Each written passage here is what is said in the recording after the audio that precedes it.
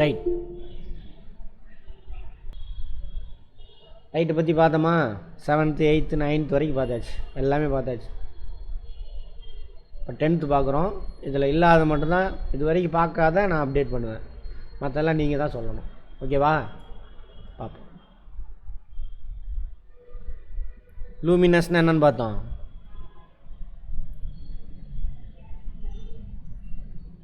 Luminous intensity பார்த்தோமா?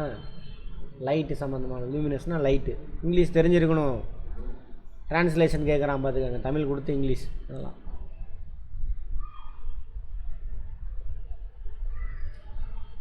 இதுக்கு முன்னாடி என்ன பார்த்தோம்? அதாவது மிரர், அதை பற்றி பார்த்தோமா? ஆடி, அதில் விதவிதமான வகை ஆடிகள், அது எப்படி எதிரொலிக்கும், என்ன மாதிரியான பிம்பத்தை உருவாக்க எல்லாமே பார்த்தோம். இந்த இதெல்லாம் நம்ம லென்ஸ் பற்றி பார்க்க போகிறோம். ஆடிக்கு லென்ஸுக்கு என்ன வித்தியாசம்? ஆடி இங்கிலீஷில் மிரரு, லென்ஸுக்கு வந்துட்டு இங்கிலீஷ்லேயும் தமிழ்லேயும் ஒன்றே தான். ரெண்டுக்கு முதல்ல என்ன வித்தியாசம்? லைனாக இருக்குமா? மிரர் வந்து என்ன பண்ணும்? ஒப்பாக், ஃபுல்லாக ரிஃப்ளெக்ட் பண்ணிடும். ஒளி ஊடுருவா பொருள் எது? மிரர். அதனால தான் நமக்கு தெரியுது. லென்ஸ் என்ன பண்ணும்? 100% டிரான்ஸ்பரண்ட். ஒளி அது வழியாக ஊடுருவி போக விட்டுரும். ஒளி அது வழியாக ஊடுருவி போனாங்க என்ன தெரியாது, அதில் நமக்கு பின்னம் தெரியாது.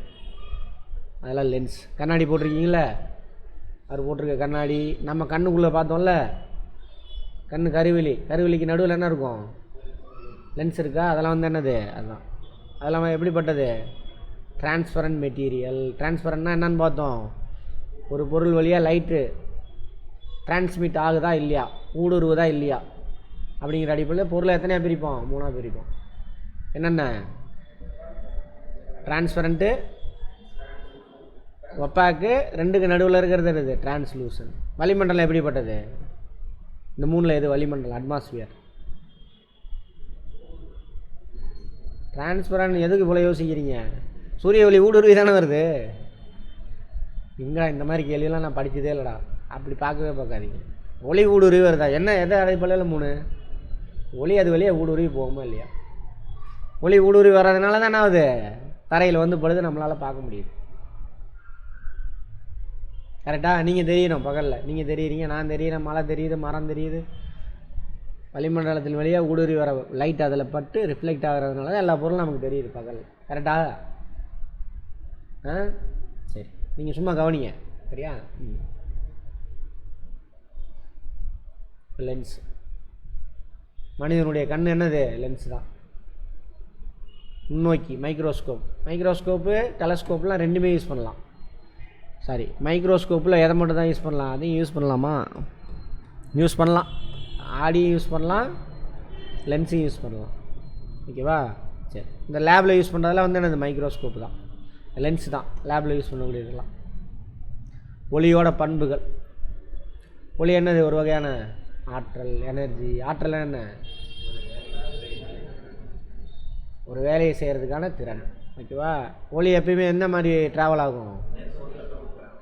ஒரே மெட்டீரியலாக இருந்தால், ஊடகம் ஒரே பொருளாக இருந்தால் விலகாத ஒளி. எப்போ? வெரி காமனாக சொல்லணும், அப்புறம்தான் அது. இரண்டு வேறுபட்ட அடர்த்தியை கொண்ட ஊடகங்களில் கடக்கும் பொழுது, இந்த வேறுபட்ட அடர்த்தி கொண்ட ஊடகங்கள் சந்திக்கக்கூடிய இடத்துல என்ன பண்ணும்? ஒளி விலகல் அடையும், ரெஃப்ராக்ஷன். நமக்கு இருக்கா? நீங்கள் சும்மா கவனிங்க இருங்க. ஆகும், அதான் சொல்கிறாங்க. நேர்கோட்லேயும் போகும், விலகலும் அடையும். ஒளி பரவுறதுக்கு ஊடகம் வேணுமா? தேவையில்லை, வெற்றிடத்துலேயும் ட்ராவல் ஆகும். பட் அந்த ஒளி சவுண்டு ஊடகம் வேண்டும். ஏன்னாக்கா இந்த சவுண்டுங்க, இந்த ஒளி இருக்குல்ல சவுண்டு, அப்படின்னா என்ன அர்த்தம்? மாலிகுல், ஒரு பொருளில் இருக்கக்கூடிய மாலிகுல் முன்னாடி பின்னாடி நகரும். அந்த முன்னாடி பின்னாடி நகரத்துக்கு பேர் தான் அது அதிர்வு, வைப்ரேஷன். அந்த வைப்ரேஷன் தான் என்னவா கேட்குது? நமக்கு சத்தமாக கேட்குது. அப்போது சவுண்டுக்கு கட்டாயம் என்ன வேணும்? மேட்டர் வேணும். பருப்பொருள் வேண்டும். ஓகேவா? ரைட். பேசிக் ஃபஸ்ட்லேருந்து பாருங்கள். வளிமண்டலத்தில் அல்லது வெற்றிடத்தில் ஒளியோட வேகம், அதான் சீன்னு சொல்லுவாங்க. 3 × 10⁸ மீட்டர்/செகண்ட். ஸ்கொயர் போட்டிங்கன்னா என்ன ஆயிரும்? செகண்ட் ஸ்கொயர்னா இது வெலாசிட்டி. பர் செகண்ட் ஸ்கொயர் போட்டால் என்ன ஆயிரும்? Very good. முடுக்கம். இது வெலாசிட்டி. ஸ்கொயர் போட்டிங்கன்னா என்ன ஆயிரும்? முடுக்கமாக மாறும். ஆக்சலரேஷன். ஓகேவா? ரைட். ஓகே. இதுதான் ஒளியானது அலை வடிவில் செல்வதால் அது அலை நீளம். ஒளிக்கு பார்த்தோமா? அலை நீளம் பார்த்தோமா? போன கிளாஸில் தான் பார்த்துருப்போம்.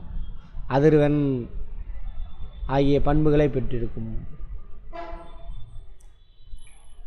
அதிர்வெண் இன்ட்டு அலை நீளம் ரெண்டையும் போட்டோம்னா என்ன கிடைக்கும்? அதோட ஸ்பீடுக்கு வெலாசிட்டி கிடைக்கும். அலை நீளம் போய் ஒர்க் அவுட் பண்ணி பாருங்கள். பண்ணி பார்த்துட்டு என்கிட்ட வந்து கேளுங்க. இது வந்து அலை நீளம், இங்கிலீஷில் வேவ் லென்த்.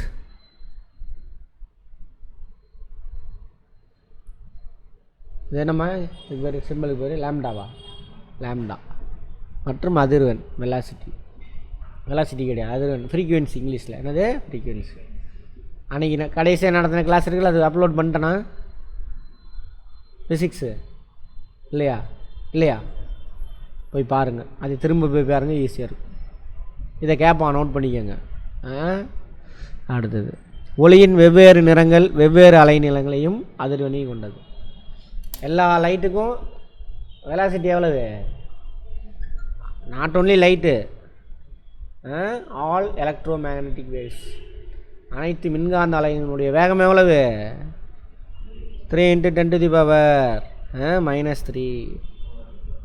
யாருப்பா அது? லிங்க் கேட்டிருக்கா? லிங்கில் அனுப்பல இன்னும்? போய் வந்துருச்சுல எல்லாத்துக்கும் லிங்க்கு. 9th புக்கில் போட்டிருந்தான். ஒவ்வொரு கலருக்கும் வெலாசிட்டி மாறுபடும். தப்பு. அது எதுதான் மாறுபடும்? அலை நீளமும் அதிர்வெண்ணும் மாறுபடும்.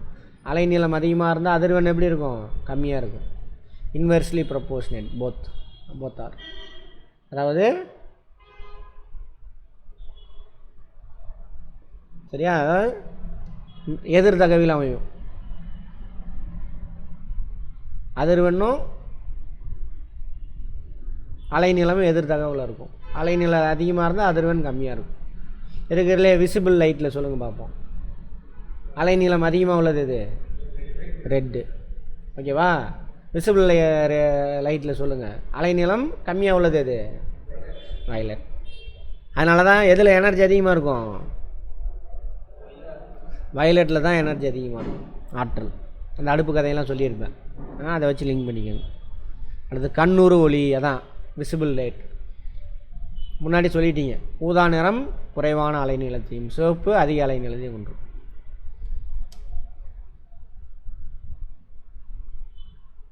ஒளியானது இருவேறு ஊடகங்களில் இடமுகப்பை அடையும் பொழுது, அதான் தண்ணி இருக்குது சரியா, இது வளிமண்டலம். தண்ணியில் வந்து படுது லைட்டு, சரிங்களா? இது வேறு டென்சிட்டி, இது வேறு டென்சிட்டி. இரு ஊடகங்களும் இடைமுகப்பை அடையும் பொழுது தான் அந்த சர்ஃபேஸ் அது பகுதி எதிரொலிக்கும். அதனால தானே அது தண்ணியில் பிம்பம் தெரியுது. அப்புறம் என்ன ஆகுது? பகுதி அளவு விலகல் அடையும். இப்போ போகிறதானா விலகல் அடி இப்படி போகும், இல்லை நேராக தெரியாது. ஒளி விலகல் இருவேறு ஊடகங்கள் வழியே ஊடுருவி செல்லும் பொழுது இடைமுகப்பு பாயிண்டில் என்ன பண்ணும்? ஒளி விலகல் அடையும். சரியா? அந்த கதையெல்லாம் அன்றைக்கி பேசியாச்சு. அதோட விதி என்னது?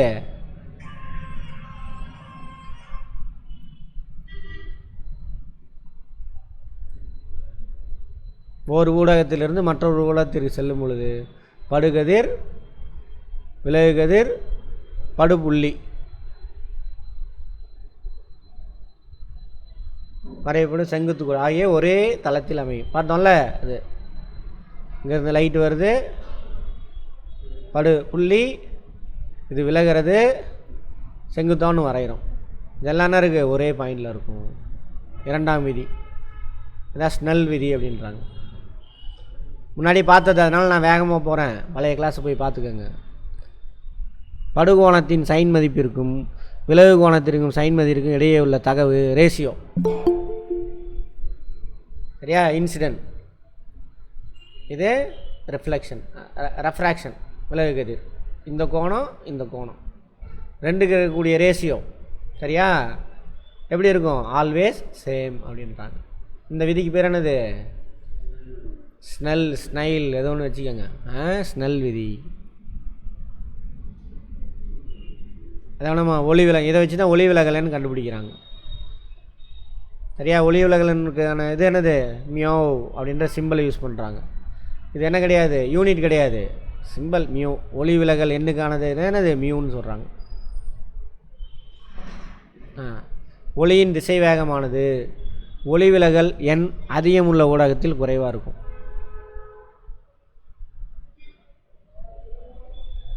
இப்போ அதை முன்னாடி பார்த்துருப்போம். அந்த கான்செப்ட் புரிஞ்சிருந்தால் அது ஈஸி. இது கூட்டம் இருக்குது.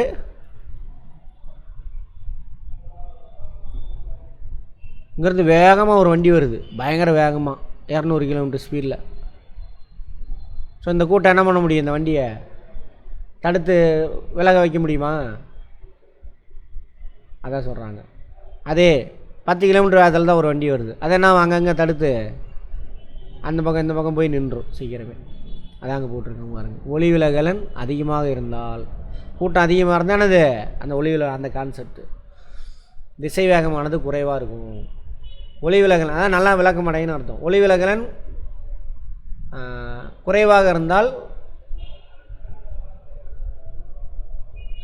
திசை வேகம் எப்படி இருக்கும்? குறைவாக இருக்கும். அதான் சொல்கிறான். ஒளி விலகலன் குறைவாக உள்ள ஊடகத்தில், தப்பாக போட்டிருக்கான். இதை மட்டும் எடுத்துக்கோங்க. ஒளியின் திசை வேகமானது ஒளி விலகலன் அதிகமாக உள்ள ஊடகத்தில் குறைவாக இருக்கும். சரியா? ரைட், சரியாக தான் போட்டிருக்கு. 2 சென்டென்ஸ் சேர்த்து படிங்க. ஒளி விலகலன் குறைவாக இருந்தால் அதோட திசை வேகம் எப்படியும்? அதிகமாக இருக்கும். அவ்வளோதான். ஸ்டேட்மெண்ட்டில் கேட்பான், பார்த்துக்கோங்க. எத்தனாவது புக்கு? 10th புக்கு தான் இது. அடர் மிகு ஊடகத்திலேருந்து அடர் குடை ஊடகத்துக்கு போனால் எப்படி இருக்கும்? ஒளி விலகல் எந்த பக்கம் இருக்கும்?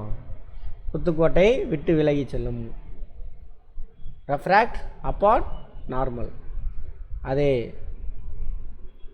அடர் குறை ஊடகத்திலேருந்து அடர் மிகு ஊடகத்துக்குள்ளே போனோன்னா என்ன வேணும்? எப்படி இருக்கும்? Towards normal. Refract towards normal. இங்கே முழு அக எதிரொலிப்பு இந்த ரெண்டில் எதில் நடக்கும்? இதுலையா இதுலையா? ஒன்றுலையா ரெண்டுலையா? அடர் அதிகமாக இருக்கிறது குறைவான ஊடகத்துக்கு செல்லும் பொழுது தான் ஆகும் முழு அக எதிரொலிப்பு நடக்கும். முழு அக எதிரொலிப்பு வச்சு எங்கெங்கெல்லாம் பயன்படுத்துகிறாங்க?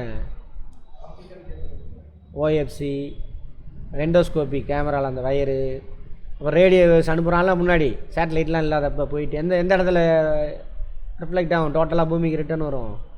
எந்த? அயனோஸ்பியரில். எல்லாமே கேள்வி, பழைய கேள்வி, ஐஏஎஸ் கொஸ்டின் பார்த்துக்கோங்க. சார் அவ்வளோலாம் வேணாம் சார், இருக்கிறதுலே மொக்க எக்ஸாம் எது? சிவில் சர்வீஸ் தான். பார்த்துக்கோங்க. ஓரளவு அந்த மாதிரி. கூட்டொலியில் ஏற்படும் ஒளி, ஸ்பெக்ட்ரம் ஆஃப் லைட். ஸ்பெக்ட்ரம்னா அர்த்தம்? கூட்டொலி, நிறைய ஒளி ஒன்றா சேர்ந்து வரும். நமக்கு ஸ்பெக்ட்ரம்னு யார்? ராஜாவை தான் ஞாபகத்துக்கு வரும். 2G spectrum, 2G spectrum.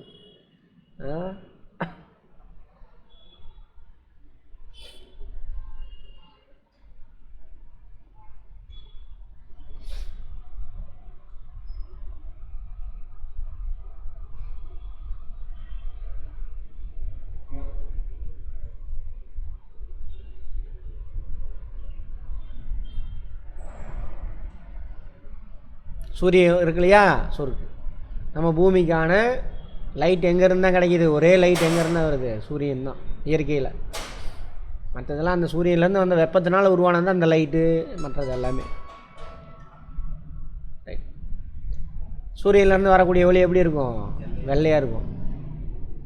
தெரிகிற ஒளி வெள்ளையாக இருக்கும். தெரியாத ஒளி பார்த்திங்கன்னா யூவி ரேஸாக இருக்கும், அல்ட்ரா வயலட் ரேஸ். கேட்பாங்க சூரிய கதிர் எப்படி இருக்கும்? பெரும்பாலும் UV rays, ultra violet race. இது நம்ம கண்ணுக்கு தெரியாது. பட் வெயிலில் போய் நின்னோம்னா என்ன பண்ணுவோம்? நம்ம தலையோ உடம்போ அதை அப்சர்வ் பண்ணுவோம், ஹீட்டை ஃபீல் பண்ணுவோம். ஓகேவா? அப்போ சூரிய கதிர் என்ன மாதிரியான ரேஸ்ன்னு கேட்பாங்க. என்ன மாதிரியான race? UV rays, ultra violet race, புற ஊதா கதிர். கண்ணுக்கு தெரிஞ்சதுன்னா என்னவா தெரியும்? வெள்ளையாக தெரியும். வெள்ளைன்னா என்னென்னு பார்த்தோம், 7 அன்னங்களிலும் கூட்டு, அதான் வெள்ளை. அந்த கதையெல்லாம் முன்னாடி பேசியாச்சு. அதான் சொல்கிறான் காம்போசிட் சோர்சஸ், கூட்டொளி மூலங்கள்.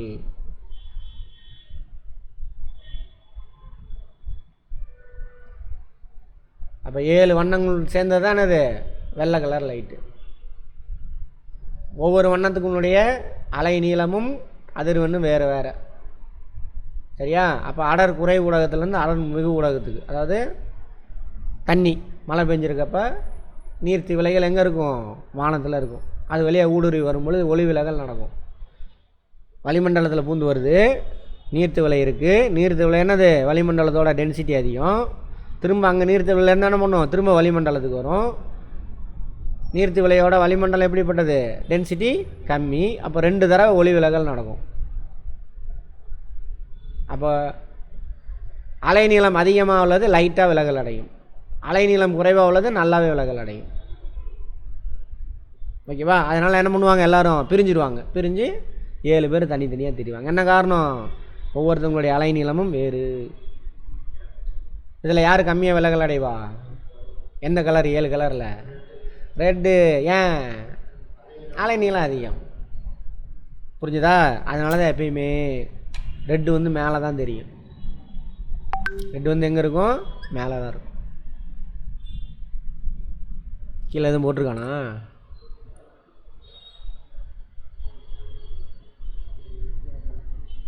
கண்ணுறு ஒளி அப்படின்னா விசிபிள் ரேஸ்.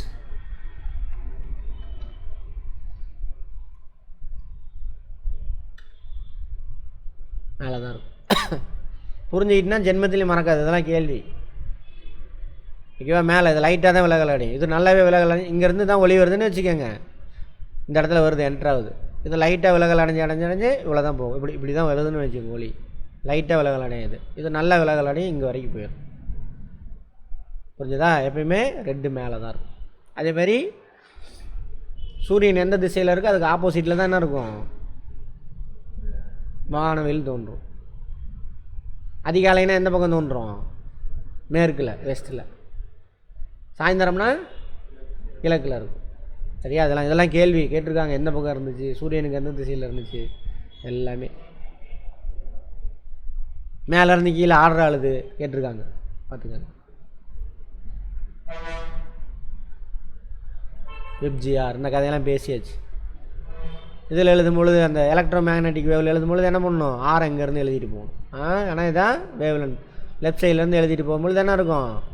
வேவ் லென்த் இங்கே அதிகமாக இருக்கும், இங்கே போக போக கம்மியாக இருக்கும். எலக்ட்ரோ மேக்னெட்டிக் வேவில் இருக்கிறதுலே வேவ் லென்த் கம்மியான வேவ் எது? நான் எலக்ட்ரோ மேக்னெட்டிக் வேவில் கேட்டேன், விசிபிள் ரேயில் கேட்கல. யார்? எலக்ட்ரோ மேக்னெட்டிக் வேவுங்க. விசிபிள் ரேஸ் நடுவில். கேன்சர் ட்ரீட்மெண்ட்டுக்கு யூஸ் பண்ணுவோமே, என்ன கேட்டால் தான் சொல்லுது. Gamma rays. வேவ் லென்த் அதிகமா? ஃப்ரீக்குவென்சி தான் அதிகம், வேவ் லென்த் கம்மி. சரியா? எலக்ட்ரோ மேக்னெட்டிக் வேவில் வேவ் லென்த் அதிகமானது எது? பார்த்தீங்களா? கேள்வி புரிஞ்சிக்கல. விசிபிள் ரேஸ்லன்னு கேட்கல நான். எலக்ட்ரோ மேக்னெட் ரேடியோ வேவ் தான் வேவ் லென்த் அதிகம். ரேடியோ வேவ் எங்கெல்லாம் யூஸ் ஆகுது?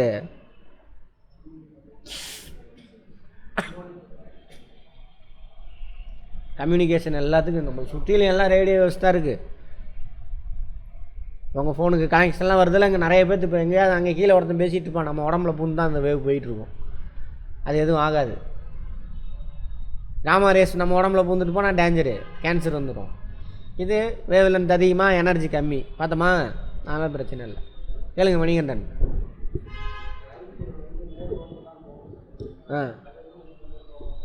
செவத்துக்குள்ளே உள்ளே பூந்து போகும். இப்போ டவர் எனக்கு பின்னாடி மேலே அங்கே இருக்குன்னு வச்சுக்கோங்க. ஒருத்தர் அந்த ரோட்டில் நின்றுட்டுருக்காரு. செவத்துக்குள்ளே உள்ளே பூந்து என் உடம்புல உள்ள பூந்து ஸ்ட்ரைட்டாக தான் போகும்.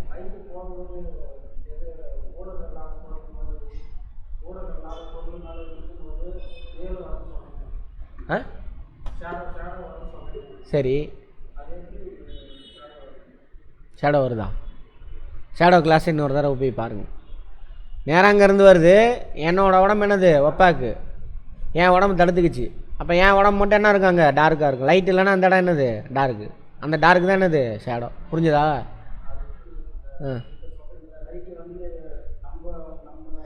நான் லைட்டை சொல்லலை. இப்போது நான் சொன்னது எலக்ட்ரோ மேக்னெட்டிக் வேவு, ரேடியோ வேவ். ரேடியோ வேவ் உங்களால் பார்க்க முடியுமா? பார்க்க முடிஞ்ச வேவ் எது? Visible race. சென்டரில் இருக்குல்ல, அது மட்டும்தான். நான் அதை சொல்லலை, ரேடியோ வேவ் சொன்னேன். அப்போது கரெக்டா? Very good. அதுதான் அந்த சின்ன சின்ன வார்த்தை தான், புரிதல் கரெக்டாக புரிஞ்சுக்கோங்க. அந்த வார்த்தையை புரிஞ்சுருந்தால் வேலை முடிஞ்சு போச்சு. பாருங்க, கண்ணூர் வழியில் சிவப்பு நிறம் மிக குறைந்த விலகு கோணம், ஊதா நிறம் அதிகமான விலகு கோணத்தை கொண்டு. என்ன காரணம்? வேவ் லென்த்து தான் காரணம். ஸ்னெல் விதிப்படி விலகு கோணம் அது ஊடகத்தின் ஒளிவிலகல் எண்ணை சார்ந்து அமையும். இப்போ ஒளிவிலகல் என்னது? வெவ்வேறு நிறங்களுக்கு ஊடகத்தின் ஒளிவிலகல் வெவ்வேறாக இருக்கும். அலைநீளத்தை சார்ந்தது. அந்த அலைநீளம் அங்கே சொன்னால போன இதில் 9th அது தப்பு. திசை வேகத்தை சார்ந்ததுன்னு சொன்னான், தப்பு. அது அலைநீளம் கம்மியாக இருந்தது, அதிகமாக இருந்ததுனாக்கா விலகு கோணம் என்ன இருக்கும்? ஒளி விலகல் எண் கம்மியாக இருக்கும். அப்போ விலகு கோணம் கம்மியாக இருக்கும். ரெஃப்ராக்டிவ் நம்பர் இருக்குல்ல, அது கம்மியாக இருக்கும். அது வேவ் லென்த்துக்கு குறைய குறைய ஒளி விலகல் என்ன இருக்கும்? அதிகமாக இருக்கும். அப்போ அதிகமாக விலகல் அடையும். இந்தியோ அந்த அளவுக்கு பெண்ட் ஆகிறதுக்கு காரணம் யார்? ஒளி விலகலன். ரெட்டோட இதுக்கு அதிகம், ரெட்டோட இண்டியோவுக்கு அதிகம். வயலட்டுக்கு அதிகம், இண்டியோவில் வயலட். ரைட். ஒளிச்சிதறல். சிதறல் அடைக்குது. இதுதான் வாட்டர் ட்ராப்லெட்டு. லைட்டு போகுது, இதில் 7 வண்ணம் இருக்குது. ஒன்றுடைய ஒளி விலகல் என்ன வேறு இருக்கிறதுலே கம்மி. எதுக்கு? ரெட்டுக்கு. ஸோ ரெட்டு லைட்டாக விலகல் அடையுது, இது நல்லாவே விலகல் அடைஞ்சு தெரியுது.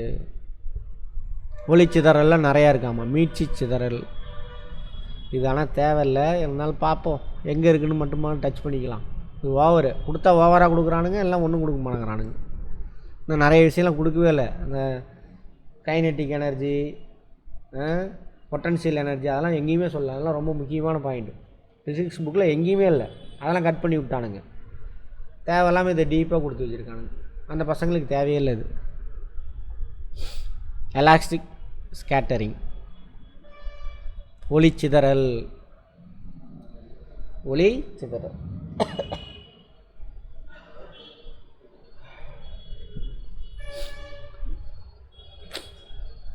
அதில் ஃபஸ்ட்டு டைப் மீட்சி சிதறல். மீட்சின்னு வந்துருச்சா? மீட்சின்னு அர்த்தம் இங்கிலீஷ் வார்த்தை தூக்கி போடுங்க, தமிழில் மீண்டு வருதல், அதான் மீட்சி. எவ்வளோ உள்ளே புந்துச்சோ வெளியில் வருமோ எல்லாமே வந்துடும், பழைய நிலைமைக்கு வந்துடும். அதான் மீட்சி சிதறல். சிதறல் அடையும் ஒளிக்கற்றையின் தொடக்க மற்றும் இறுதி ஆற்றல்கள் சமமாக இருப்பின் அச்சிதறல் மீட்சி. இதுதான் வாட்டர் ட்ராப்லெட்டு. உள்ளே பூந்து வருது, உள்ளே என்ட்ரான எல்லா எனர்ஜி என்ன ஆயிடுச்சு? ஆற்றலினுடைய எஸ்ஐ யூனிட் என்னது? ஜூல். இந்த லைட் ரேவனுடைய ஆற்றல் 10 ஜூல் இருக்குது. வெளியில் வந்த லைட் இருக்கு இல்லையா, சிதறி வெளியில், இவங்க எல்லாத்தோட தான் எவ்வளோ இருக்காங்க? 10 ஜூல் தான் இருக்குது கூட்டி பார்த்தோம்னா.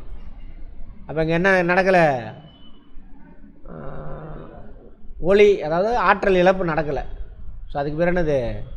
மீட்சி சிதறல். எலாஸ்டிக் ஸ்கேட்டரிங்கா? ஸ்கேட்டர். என்னாச்சு, ஆஃப் பண்ணிட்டீங்களா? எதனால் அப்படி வருது? மீட்சியற்ற சிதறல். உள்ளே போனது 10 ஜூலு, வெளியில் வந்தது 8 ஜூலோ சம்திங் தான். கொஞ்சம் ஆற்றல் உள்ளே எங்கேயாவது மாட்டியிருக்கும். அந்த ஆற்றல் வச்சு என்ன இருக்கும்? அந்த வாட்டர் மாலிகுல் ஹீட் ஆகும். அதுக்கு பேர் என்னது? மீட்சியற்ற சிதறல், இன்எலாஸ்டிக். தொடக்க மற்றும் இறுதி ஆற்றல்கள் சமமற்று இருப்பின் அதுக்கு பேர் தானது மீட்சியற்றது. ஆமாம், இழந்திருக்கும்லாம் கெயின் ஆகிருக்கணும், ஏதோ ஒன்று நடக்கலாம்.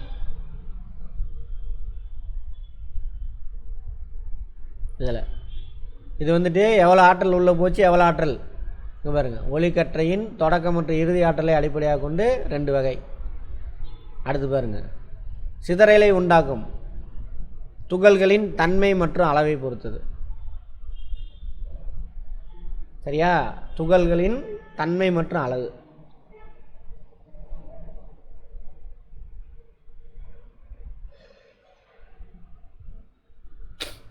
அதில் உள்ள அந்த இப்போ ஐஸ் கட்டி இருக்குது, இன்னொரு பக்கம் நீர் வாட்ரு தண்ணி இருக்குது, இன்னொரு வாட்ரு வேப்பர் இருக்குது. மூணுமே என்னது? H2O மாலிகுல் தான். பட் இதில் அந்த பார்ட்டிகளோட சைஸ் எதில் பெருசாக இருக்கும்? ஐஸ் கட்டியில். அதோட சின்னதாக தண்ணியில். அதோட ரொம்ப சின்னதாக இருக்கும் பார்ட்டிகல்ஸ். மாலிகுல்லாம் தள்ளி தள்ளி இருக்கும். இதுக்கு தான் அந்த பேசிக் டென்சிட்டி பற்றி இதெல்லாம் நடத்துறது. சரியா? அப்போ அவங்க அதான் பாருங்க சைஸு. அப்போ தண்ணி வழியாக ஊடுருவி வருது, ஐஸ் கட்டியாக ஊடுருவி வருது, நீராவி வழியாக ஊடுருவி வருது. அதில் உள்ள பார்ட்டிகளோட சைஸ் என்ன வேரி ஆகுதா? அது பட் இல்லை அண்டு அந்த துகள்களோட தன்மை இதை பொறுத்து ராலே ஒளிச்சிதறல், மீ ஒளிச்சிதறல், டின்டால் ஒளிச்சிதறல், ராமன் எதை பேஸ் பண்ணி? ஒளி விலகலை ஏற்படுத்தக்கூடிய அந்த பார்ட்டிகளுடைய சைஸு, அப்புறம் அந்த பார்ட்டிகளுடைய நேச்சர் தன்மை, அதை பொறுத்து எத்தனையாக பிரிக்கிறான்? 1 2 ராலே ஸ்கேட்டரிங், அடுத்தது மீ ஒளிச்சிதறல். இங்கிலீஷில் என்ன பார்ப்போம்? மீ தான் நினைக்கிறேன், மீ தான். டின்டால் ஸ்கேட்டரிங் அண்ட் ராமன் ஸ்கேட்டரிங். இதெல்லாம் ஒவ்வொருத்தவங்க கண்டுபிடிச்சவங்க, அவங்க பேரே வச்சுட்டாங்க. இது லைஃப்பில் நடக்கும். இதுக்கு இது எடுத்துக்காட்டுன்னு கொடுத்துருப்பான், அதை மட்டும் பிடிச்சிக்கோங்க. அட்லீஸ்ட் நல்லா புரிஞ்சுக்கணும்னு ஆசைப்படுறவங்க போய் புரிஞ்சுக்கோங்க.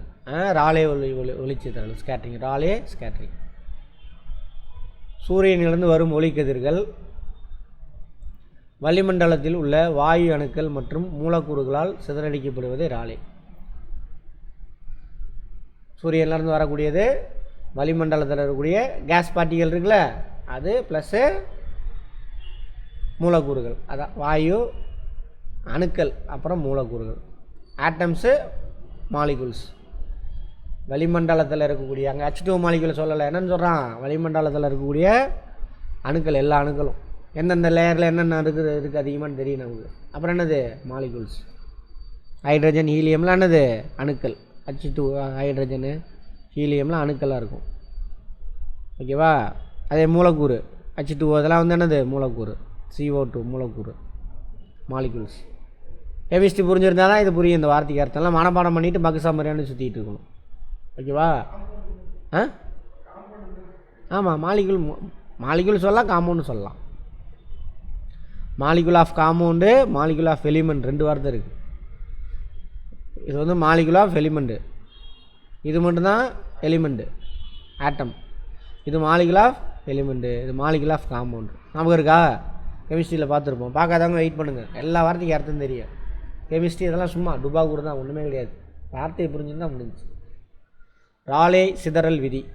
அப்போது சூரிய ஒளி வளிமண்டலத்தை பூந்து வருது.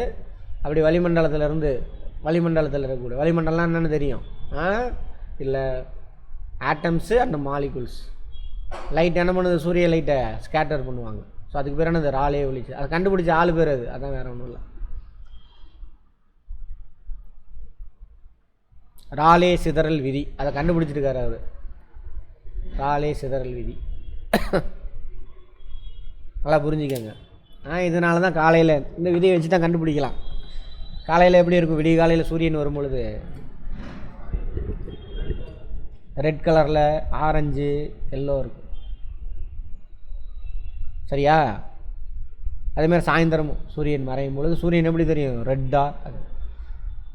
பகலில் எப்படி தெரியும்? வானம் எல்லாம் ப்ளூ கலராகவோ வெள்ளையாகவோ தெரியும். அதான் சொல்கிறார். ஒரு ஒளிக்கதிர் சிதறலடையும் அளவானது ராலே விதி. அதன் அலை நீளத்திற்கு நான்மடிக்கு எதிர் தகவில். நான்மணினா என்ன அர்த்தம்? 10⁴.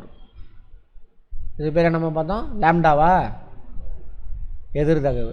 சிதறல் scattering S. Inversely proportion, directly proportion வச்சுக்கோங்க. எஸ் போட்டு நம்ம அது இப்படி போட்டுருங்க. நேர்தகவு இது. எதிர்தகவுனா என்ன பண்ணும்? 1/, அப்படின்னு போடணும். எதிர்தகவு இன்வெர்ஸ்லி ப்ரொபோர்ஷன் டு அப்படின்னு அர்த்தம். எதிர்தகவுனா இது அதிகமானால் அது குறையும், இது குறைஞ்சா அது அதிகமாகும். அதான் கான்செப்ட். என்ன போட்டிருக்காங்க? அதன் அலைநீளத்து 4 மணிக்கு எதிர்த்தரணும். அலைநீளம் அதிகமானாக்கா ஒளி விலகலை சிதறடைகிறது எப்படி இருக்கும்? கம்மியாக இருக்கும். அலைநீளம் கம்மியாக இருந்துச்சுனாக்கா சிதறடைவு இருக்கும், அதிகமாக இருக்கும். அவ்வளோதான் கான்செப்ட். குறைந்த அலைநீளம் கொண்ட நிறமானது அதிக அலைநீளம் கொண்ட நிறத்தை விட அதிகமாக சிதறல் அடையும். பகலில் பார்த்தீங்கன்னாக்கா ப்ளூ கலர் தான் தெரியும், ப்ளூவோ இண்டிகோ அந்த கலர்லாம் தான் தெரியும். அது நல்லா சிதறல் அடைஞ்சு, வெள்ளை கலர் லைட் வருதா, இந்த ப்ளூ கலர் மட்டும் நல்லா சிதறல் அடைஞ்சு அந்த வெள்ளையிலேருந்து வெளியில் ஒடியாந்துடும். அதனால தான் வானம் ப்ளூ கலராக தெரியுது, தண்ணி ப்ளூ கலராக தெரியுது. இந்த விதிப்படி தான். எந்த விதிப்படி வானம் ப்ளூ கலராக இருக்குன்னு கேட்பான். எந்த விதிப்படி? ராலே சிதறல் விதி. அலைநீளம் கம்மியாக இருக்கிறதுனால நல்லா என்ன ஆகுது? சிதறல் அடையும். ஒளி விலகல் அது, இது சிதறல். சரியா? டிஸ்பர்சன், ஸ்கேட்டரிங் அப்படின்னு. சூரிய ஒளியானது வளிமண்டலத்தின் வழியாக செல்லும் பொழுது குறைந்த அலைநீளம் கொண்ட நீல நிறமானது அதிக அலைநீளம் கொண்ட சிவப்பு நிறத்தை விட அதிகமாக சிதறல் அடைகிறது. அதனால் வானம் நீல நிறமாக காணும் காலையில் நேரத்தில். அதே காலையில் 6 மணி சாயந்தரத்தில் பார்த்தீங்கன்னா ரொம்ப தூரம் ட்ராவல் ஆகி வரும். பகல் நேரம் இருக்குல்ல, பகல் நேரத்தில் வானம் ப்ளூ கலராக இருக்கும். விடிய காலையில் சாயந்தரம் விட்டுருங்க, மற்ற நேரத்தில் வானம் எப்படி இருக்கும்? ப்ளூ கலராக தான் இருக்கும். ஏன்னா கொஞ்சம் தூரம் தான் ட்ராவல் ஆகி வரும் பகலில். சாயந்தரமும் இதுவும் பார்த்திங்கன்னா ரொம்ப தூரம் ட்ராவல் ஆகி வரும். ரொம்ப தூரம் ட்ராவல் ஆகி வர்றதுனால அப்போ ரெட் கலர் நமக்கு தெரியும். மற்ற நேரத்தில் ப்ளூ கலராக ட்ராவல் பண்ணும்பொழுது என்ன வேணும்? எங்கே பாருங்கள், இதுதான் பூமின்னு வச்சுக்கோங்க. இதுதான் சாயந்தரம். இப்படி சாயந்தரம் இவ்வளோ தூரம் ட்ராவல் ஆகும். எவ்வளோ லென்த் இருக்குது? அதே பகலில் மற்ற நேரத்தில் இவ்வளோ தூரம் தான் ட்ராவல் ஆகும். புரியுதா? அப்போ சாயந்தரத்தில் என்ன ரொம்ப தூரம் ட்ராவல் ஆகிறதுனால இவரெல்லாம் மறைஞ்சிருவார். அதோட வேவ் லென்த் அதிகமாக இருக்கக்கூடிய ரெட்டு, ஆரஞ்சு இதெல்லாம் வந்து ஸ்கேட்டர்ட் ஆகி வெளியில் வருவாங்க. அப்போ ஈவினிங் அதிகாலையில் எப்படி இருக்கும்? சூரியன் வானம் ரெட்டிலேருந்து ஆரஞ்சு எல்லோ வரைக்கும் இருக்கும். அதிக அலைநீளம் கொண்டவை அதெல்லாம் அந்த 7 வண்ணத்தில். அதே பகலில் மற்ற நேரத்தில் 10 மணிக்கு மேலே, 6, 7 மணிக்கு மேலே, 8 மணிக்கு மேலே அப்படியே கலர் மாறிடும் பாருங்க. அப்போ கொஞ்சம் தூரம் தான் இவ்வளோ லென்த்து தான் ட்ராவல் ஆகி வரும்.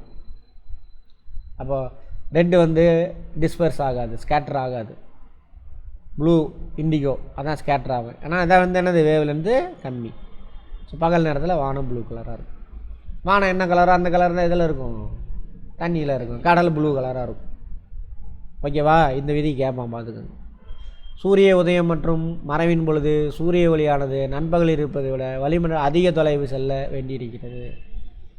இந்த மாதிரி சாயந்தரத்தில் ரொம்ப தூரம் ட்ராவல் பண்ணணும். அப்போ கம்மியான அலைநீளம் இருக்கிறது அடித்து தூக்கிடும், அது காலி ஆயிடும். அதிகமான அலைநீளம் இருக்கக்கூடிய ரெட்டு அப்போ தான் எட்டி பார்ப்பார் வெளியில். அது நமக்கு தெரியும். என்னையா ஏதோ சொல்கிற அப்படிங்கிறாரு பிரசன்னா. புரியுதா? ட்ரை பண்ணுங்கள், புரிஞ்சுங்க. ட்ரை பண்ணணும். ட்ரை பண்ணால் தான் அடுத்ததாவது புரியும். நாளைக்கு எதாவது சொல்கிறாங்க, இதெல்லாம் வராதியான்னு நினச்சின்னா மண்டையில் ஏறாது. அவ்வளோதான். அப்புறமேல நிறைய பேர் வரும்போது தான் எக்ஸாம்பிள் இந்த மாதிரி பழைய புக்கில் எதுலேயுமே இருக்காது, பழைய கொஸ்டின் இருக்காது, அதெல்லாம் பார்த்துருக்க மாட்டீங்க. அடுத்த தடவை கொஸ்டின் கேட்டவுடனே, சார் நீங்கள் கேட்ட கொஸ்டின் வந்துருக்கு சார், எவனுக்கு தெரில சார் ஆன்சர், அப்படி வந்து நிற்பீங்க. போன இதே நிறைய கொஸ்டின் பார்த்துருப்பீங்க பாருங்கள். அப்படி வேண்டாம். எல்லாம் எங்கே இருக்குது? நம்மளை சுற்றியில் நடக்கிற விஷயம். எனவே நீல நிற ஒளியான முற்றிலுமாக சிதறடைந்து ஸ்கேட்டர் ஆகி போயிட்டார், அவ்வளோதான், காலி ஆகிட்டார். குறைவாக சிதறடைந்த சிவப்பு நிற ஒளியை நமக்கு தெரியும். ஏன்னா வேவ் லென்த் அதிகம், அப்போ தான் லைட்டாவது ஏன்னா ஸ்கேட்டர் ஆகுறார். அதனால தான் சூரிய உதயம் மறைவின் பொழுது சூரியன் சிவப்பாக காட்சி அளிக்கும். முடிஞ்சு. இப்போ என்ன பார்த்தோம்? ராலேயும் ஒளி சிதறல். சூரிய ஒளி வளிமண்டலத்தில் வெளியே ட்ராவல் ஆகும் பொழுது வளிமண்டலத்தில் இருக்கக்கூடிய மூலக்கூறுகள் எந்த அளவுக்கு சிதறடை செய்கிறது, அது எவ்வளோ இருக்கும், அதோட விதி என்ன? Scattering inversely proportion to the wavelength of the, அதாவது 4 மணிக்கு அந்த கலரினுடைய அலைநீளத்தின் நான்மடி பவர் 4 எதிர் தகவலாக இருக்கும். அதுதான் கான்செப்ட், அவரோட விதி. பகலில் ஏன் ப்ளூ கலரில் தெரியுது, சாயந்தரமும் காலையில் சூரிய உதயம் சாயந்தரம் சூரியன் மறைவு பார்ப்ப ஏன் ரெட் கலராகவும் அல்லது மஞ்சள் கலராக ஆரஞ்சு கலராக தெரியுது, தான் காரணம். இந்த விதி தான் காரணம். மீ ஒளிச்சிதறல். அடுத்தது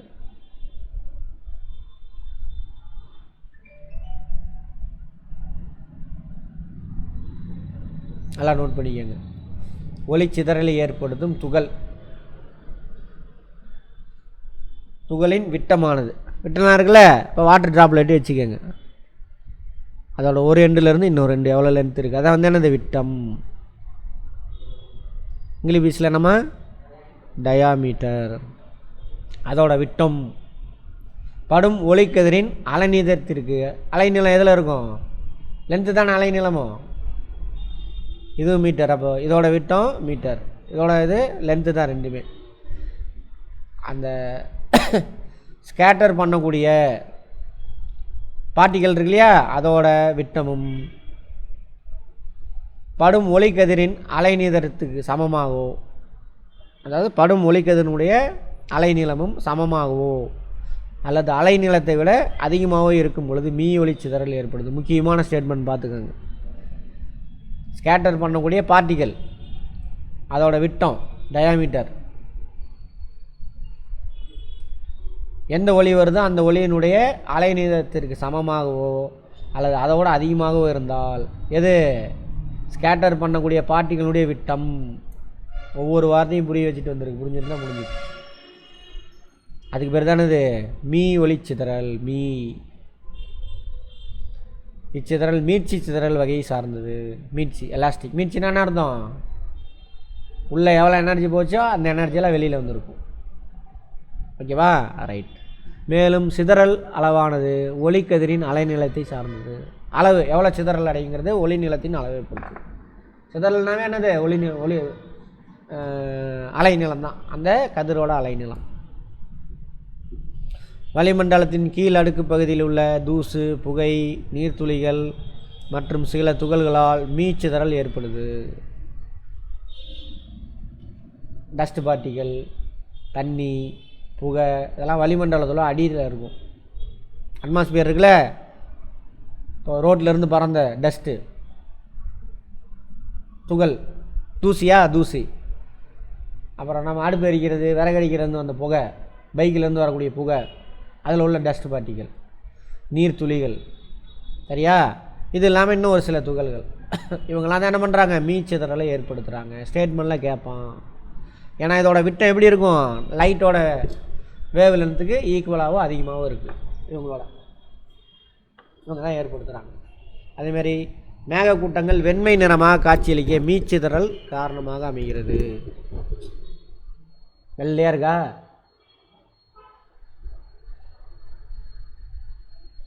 மேகம் கற்பனை பண்ணால் தான் முடியும். மீச்சிதறலை உருவாக்குறதுக்கு யார் காரணம், அந்த ஒளியோட அலை நீளத்துக்கு ஈக்குவலான அல்லது அதிகமான விட்டத்தை கொண்டிருக்கணும். மேகம்னா என்னது, H2O மொழிகள் தான். அது கேஸ் தனி இருந்தாக்கா என்னது, வாட்டர் வேப்பர்.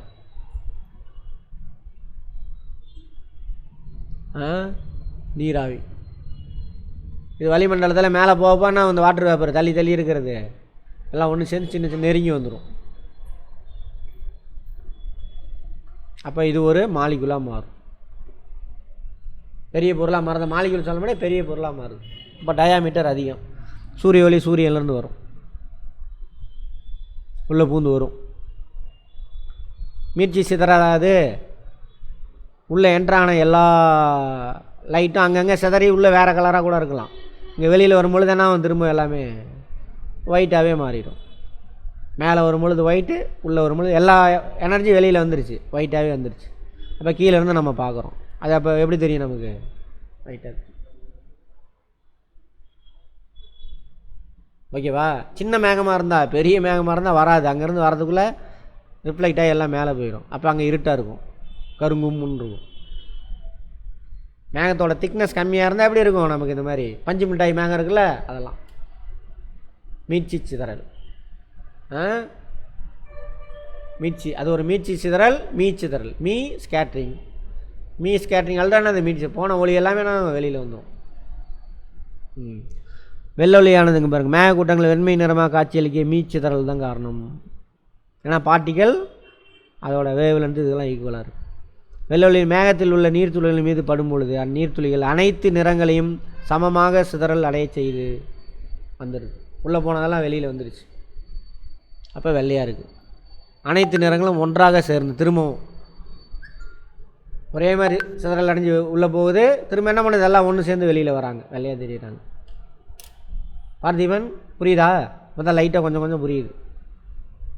ஆனால் பத்தாது, புரிஞ்சுக்க இன்னும் ட்ரை பண்ணுவோம். இன்னொரு தடவை வீடியோ பாருங்கள், நல்லா ஸ்ட்ராங்காக புரிஞ்சுக்கணும். வெண்மை நிறமாக மாறுது.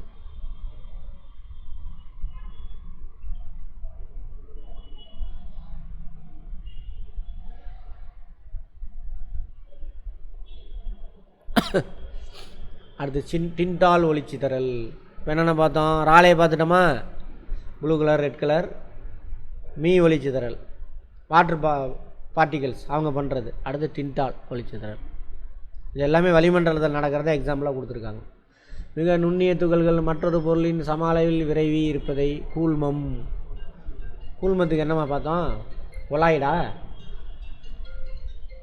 இங்கிலீஷில் என்ன பார்த்தோம்? கூழ்மத்துக்கு கொலாய்டு. கெமிஸ்ட்ரியில் பார்த்தோமா? எந்த சப்ஜெக்டு தனித்தனி கிடையாது, எல்லா சப்ஜெக்டுக்குள்ளேயும் எல்லாமே இருக்குது. சப்ஜெக்டே கிடையாது, எல்லாம் நம்மளை சுற்றி நடக்க சாதாரண விஷயங்கள். புரிஞ்சுதா? ஆமாம். அது ஏன் பிரித்து வச்சாங்கன்னு தெரில. இப்போ தான் நிறைய யோசிக்க மாட்டோம், அதனால் பிரித்து வச்சுட்டானுன்னு நினைக்கிறேன். ஆமாம். கொலாய்டு நம்மளை சுற்றியில் இருக்கக்கூடிய அங்கே பிறகு மிக சிறிய நுண்ணிய துகள்கள் மற்றொரு பொருளில் சம அளவில் விரவி இருப்பதை. இருங்க, உனக்கு தமிழில் பார்த்தோன்னா நமக்கு equally disburse through out the another medium. சம அளவுனா ரெண்டும் ஈக்குவல் கிடையாது. ஒன்று அதிகமாக இருக்கும், ஒன்று கம்மியாக இருக்கும். கம்மியாக இருக்கிறது சமமாக பரவி இருக்கும். அதாவது எப்படி சொல்லுவாங்கன்னா யூனிஃபார்ம் சொல்யூஷனில் 2 டைப் இருக்குமா? வேணாமா? ஒரே மாதிரி எல்லா இடத்துலையும் விரைவி இருந்தால் அதுக்கு ஒரு பேர் சால்வெண்ட். ஓகே, அது கரைக்கிறவர்.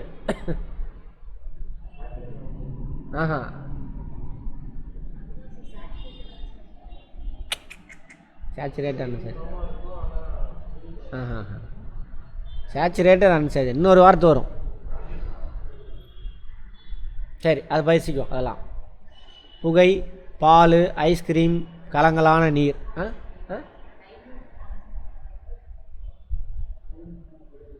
வேறு பேர் வேறு வார்த்தை.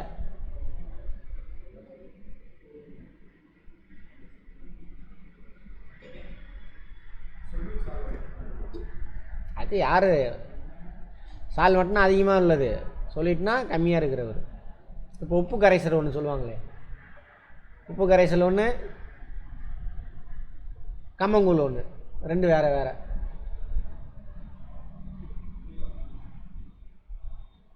Homogeneous solution, heterogeneous solution. சரியா? ஒரு சொல்யூஷன் இருக்குது, இப்போ தண்ணி இருக்குது. தண்ணியில் சர்க்கரையை உப்பையை கலந்து விட்ருங்க. அந்த தண்ணிகளை எந்த இடத்துலேருந்து குடித்தாலும் எப்படி இருக்கும்? சர்க்கரை அந்த டேஸ்ட்டு ஒரே மாதிரி தான் இருக்கும். அப்போ அந்த தண்ணி முழுவதும் சர்க்கரை எப்படி இருக்குது? ஒரே அளவோடு கலந்துருக்கு, அந்த அர்த்தம். அதே கம்மங்கூழ் கரைச்சி வச்சுருங்க, மேலே அடுத்து என்ன இருக்கும்? தண்ணி தான் இருக்கும். அடுத்து உள்ளே போனீங்கன்னா மோர் இருக்கும், அதுக்குள்ளே கம்மஞ்சோறு இருக்கும். அதுவும் பெரிய கம்மஞ்சோரில் எங்கே கிடக்கும்? அடியில் கிடக்கும். இது வந்து என்னது? ஹெட்ரோஜீனியஸ். நமக்கு இருக்கா? கெமிஸ்ட்ரி தூக்கி போடுங்க. அப்போ கொலாய்டுங்கிறது என்னது? ஹோமோஜீனியஸ். அதில் ஒரு பொருள் இன்னொரு பொருள் என்ன இருக்கும்? எல்லாத்தையும் சம அளவில் கரைஞ்சிருக்கும், அதான் கொலாய்டு. கூழ்மம் இங்கிலீஷில். சரி பார்ப்போம். டின்டால் ஒளிச்சிதற கொலாய்டலில் தான் நடக்கும். சூரிய ஒளிக்கற்றையானது தூசுகள் நிறைந்த ஓர் அறையின் சாளரத்தின் வழியே நுழையும் பொழுது ஒளிக்கற்றையின் பாதை நமக்கு தெளிவாக புலனாகிறது. அறையில் உள்ள காற்றில் கலந்திருக்கும் தூசுகளால் ஒளிக்கற்றையானது சிதறலடிக்கப்பட்டுவதால் ஒளிக்கற்றையின் பாதை புலனாகிறது. இந்நிகழ்வு டிண்டால் ஒளிச்சிதறல். ஒரு கூழ்ம கரைசலில் உள்ள கூழ்ம துகள்களால் ஒளிக்கதிர்கள் சிதறடிக்கப்படுகிறது. நிகழ்வு டிண்டால் ஒளிச்சிதறல் அல்லது டிண்டால் எஃபெக்ட். டிண்டால் விளைவு, டிண்டால் ஸ்கேட்ரிங் அல்லது டிண்டால் எஃபெக்ட் எங்கே நடக்கும்? கூழ்மத்தில் நடக்கும். எக்ஸாம்பிள் என்ன சொல்கிறான்?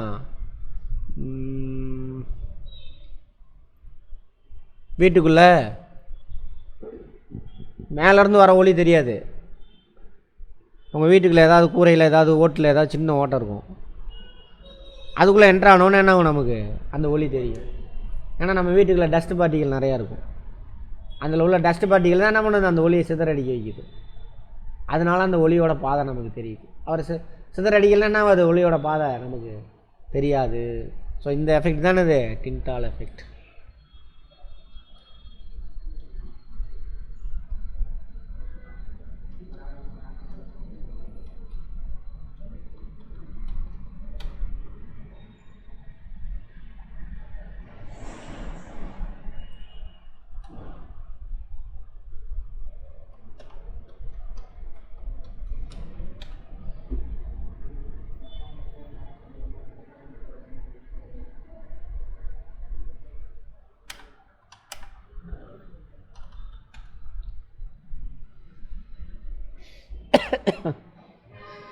அந்த படத்தை காட்டுங்கன்னா டெக்னிக்கலாகவே காட்டிக்கிட்டு இருக்கானுங்க.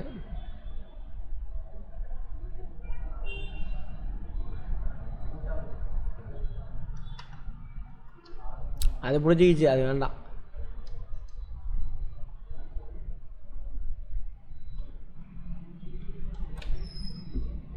இந்த தெரியுதா? டிண்டால் எஃபெக்ட் தான். என்னது? இந்த ஃபாரஸ்ட் இங்கே இருக்கிற டஸ்ட் பார்ட்டிகளாக இருக்கும் அல்லது இங்கே உள்ள அச்சிட்டோமாலிகளாக இருக்கும். அவங்க விலகல் அடை செய்கிறதுனால அந்த ஒளியோட பாதை நமக்கு தெரியுது. அதானது டிண்டால் எஃபெக்ட். அதை யார் செய்வா? அட்மாஸ்பியரில் சின்ன சின்ன பார்ட்டிகள். ராமன் ஒளிச்சிதறல் 4வது. 4ஐயும் கம்பேர் பண்ணி பார்த்துக்கோங்க. 1 2 3 4. ராலை எங்கே நடக்குது? சூரியன் அந்த வளிமண்டலம் தான். அதுவும் எல்லாமே வளிமண்டலம் தான். மீ ஒளிச்சிதறல் மேகம் வெள்ளையாக தெரியறது காரணம். டிண்டால் எஃபெக்ட்டு அந்த ஒளியோட பாதை நமக்கு தெரிகிறது. வீட்டில் ராமன் ஒளிச்சிதறல் பார்த்து.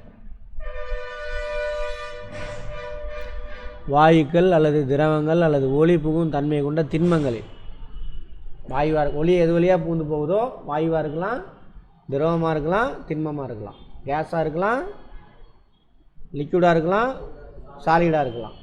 பட் அது என்ன பண்ணும்? ஒளி அது வழியாக போகிறதுக்கு அனுமதிக்கணும் அந்த பொருள். ஒற்றை நிற ஒளியானது இணைக்கற்றைகளாக செல்லும் பொழுது ஒரே கலரானது. இணைக்கற்றைன்னா என்ன அர்த்தம்? நிலையா ரேஸ் பார்த்துருப்போம், பேரலல் ரேஸ் அப்படின்னு பார்த்துருப்போம். இப்போ இந்த டியூப் லைட்லேருந்து வரது என்னவா இருக்கும்? பேரலல் ரேஸாக தான் வரும்.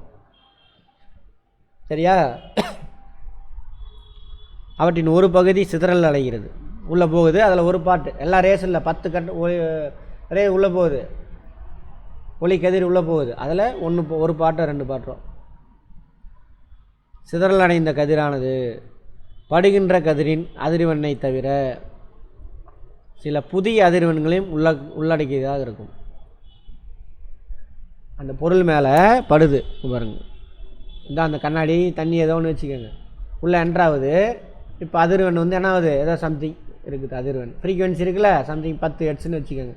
ஃப்ரீக்வன்சியோட இது என்னது? யூனிட்டு ஹெர்ட்ஸ் தானே? ஆமாம். படுகின்ற கதிரின் அதிர்வெண்ணை தவிர சில புதிய அதிர்வெண்களையும் உள்ளடக்கியதாக இருக்கும். இந்நிகழ்வு ராமன் விளைவு. இங்கே 10 ஹெர்ட்ஸு உள்ளே போச்சா சிதறல் அடிக்குது.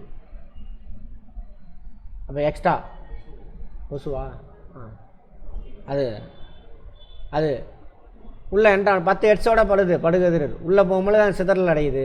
அப்போ பார்த்தீங்கன்னா ஒரு 15 அல்லது 12 ஹெர்ட்ஸ் இருக்கும் அதிர்வெண். இந்த எக்ஸ்ட்ரா வந்த அதிர்வெண் தான் என்னது? ராமன் ஒளிச்சிதறல்.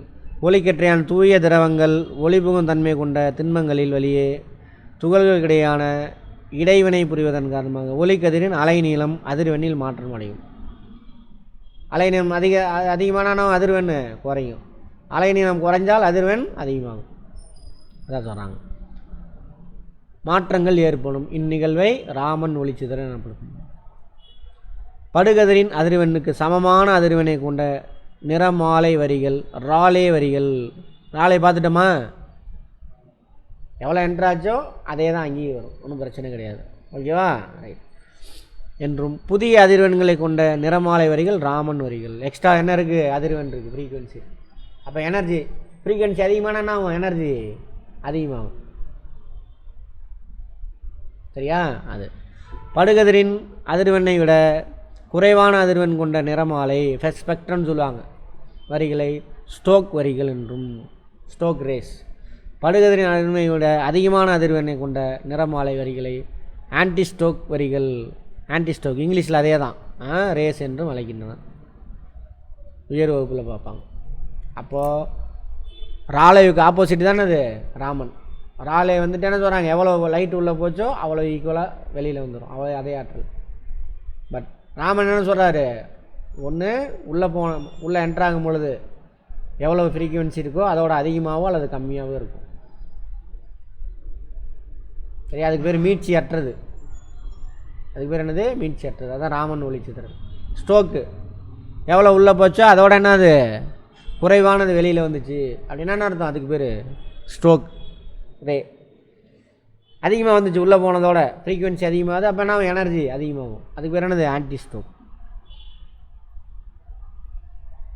இப்போ இன்றைக்கி என்னென்ன பார்த்தோம்? புதுசாக என்ன பார்த்தோம்? ஒளிச்சிதறனுடைய வகைகள் பார்த்துருக்கோம். மற்றதெல்லாம் பழசு தான், இதெல்லாம் பழசு தான். சரியா? உள்ளே போன எனர்ஜியெல்லாம் வெளியில் வந்துருச்சா இல்லை ஏதாவது சேஞ்சஸ் நடந்துச்சான்ற அடிப்படையில் மீட்சி அற்றது. Elastic inelastic. அந்த ஒளிச்சிதற உண்டு பண்ணக்கூடிய particles and nature of particles அதை பேஸ் பண்ணி என்ன ஆகுது? நாளாக போய்க்கு. ராலே மேகம் வெள்ளையாக தெரிகிறது, அதை பிடிச்சிட்டு அப்புறம் போங்க கொஞ்சம் கொஞ்சமாக. மீ ஒளிச்சிதறல். இது என்னது? இதுதாங்க மேகம்.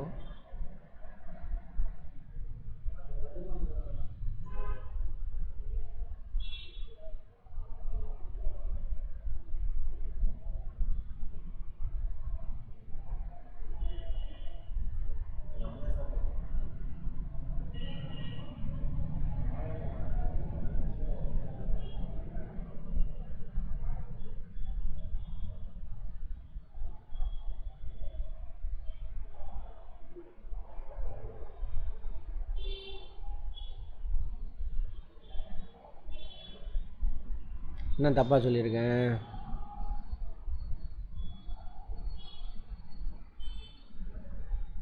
Right, okay. தப்பாக சொல்லிட்டேனா? ராலே தான்.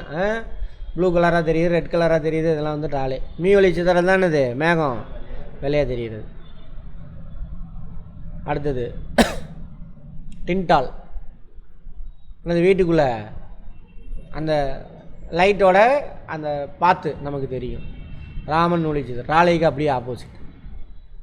அதிகமாக இருக்கலாம், இல்லை ஆகும் கம்மியாக இருக்கும். இதை பற்றி அப்புறம் பார்க்கலான்ட்டானுங்க, விட்டுருக்கு. அவ்வளோ. லென்ஸை பற்றி நாளைக்கு பார்ப்போம், இன்றைக்கி போதும். ஓகேவா? ரைட்.